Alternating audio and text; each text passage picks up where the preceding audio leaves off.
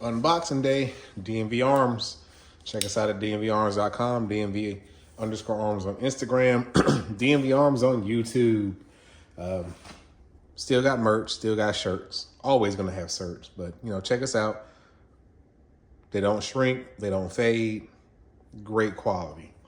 Let's get to it. So this is a 2-for-1 today because these two items go together. All right, so don't need my knife today because it's a FedEx pack, so I'll set that down.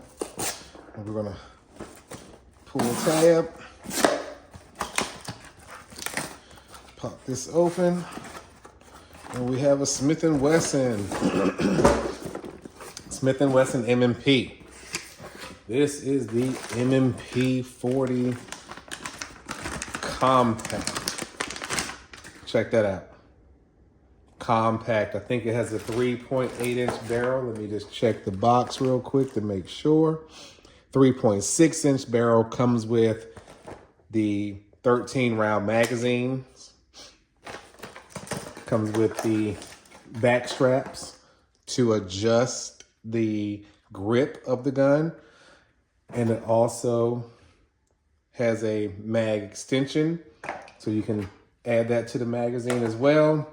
13-shot thumb safety. It does have the chamber indicator in there. I'm gonna drop that out. We're gonna do our function test. Safety's on. Trigger does not go all the way back.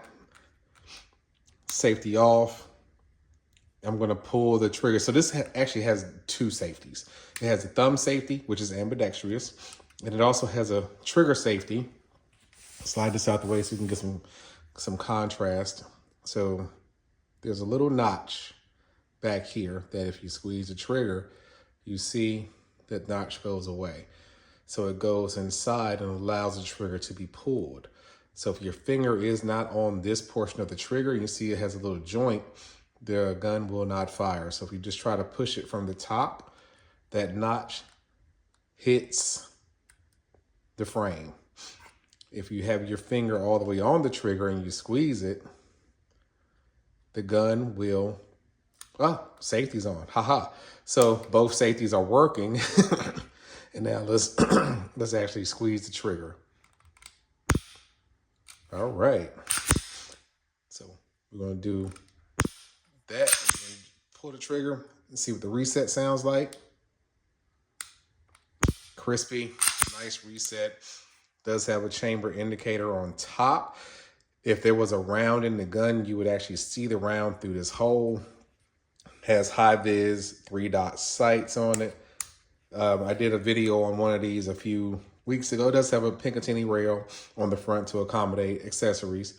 Does not have the MOS slide cut, but I did a video on one of these a few weeks ago where I made it left-handed. I put the mag release on the other side so that a left-handed shooter that it was going to wouldn't have to do anything. Now, let's go to part 2 of this. Part 2, we have 2 magazines for the M&P 40 Compact. Why do we have 2 10-round magazines? Well, this gun is going to Washington, D.C. Washington, D.C.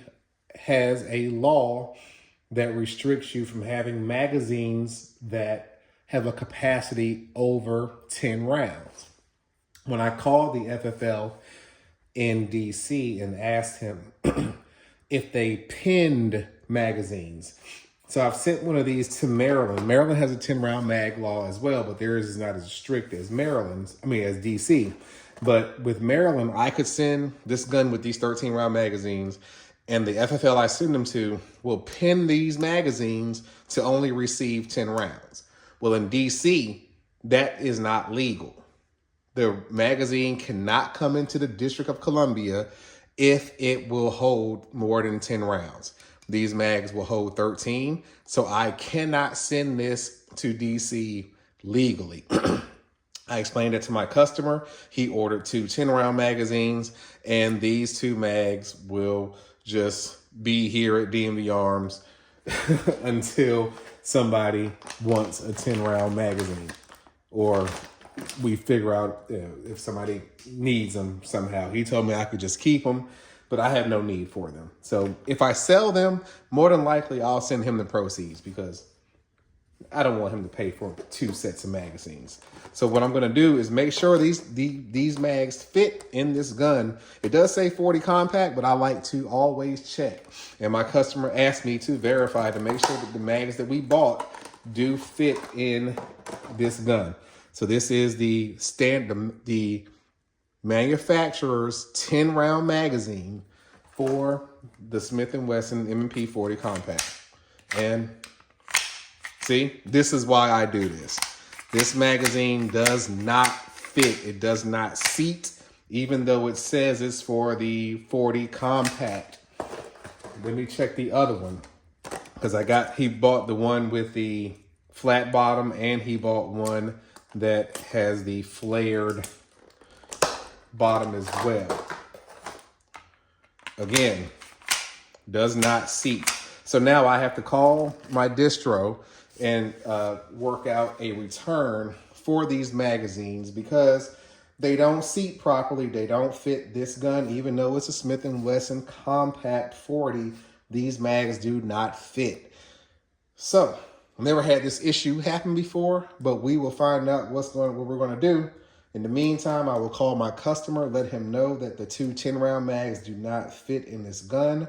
I will contact my distro to let them know that what they sold is not compatible, and we'll see what options we have. This is why at DMV Arms we do things like this. We talk to our customers and ask them, do you want me to test these before I send them? Because if I were to send this over to him, now we have shipping going, then he has to return that shipping coming back.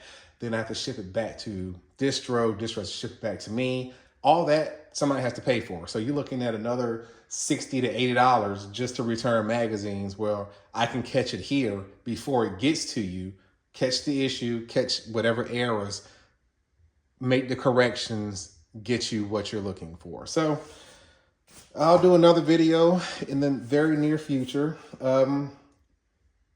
hopefully with a correction to this issue.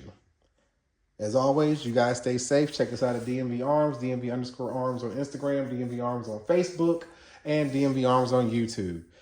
As always, stay safe.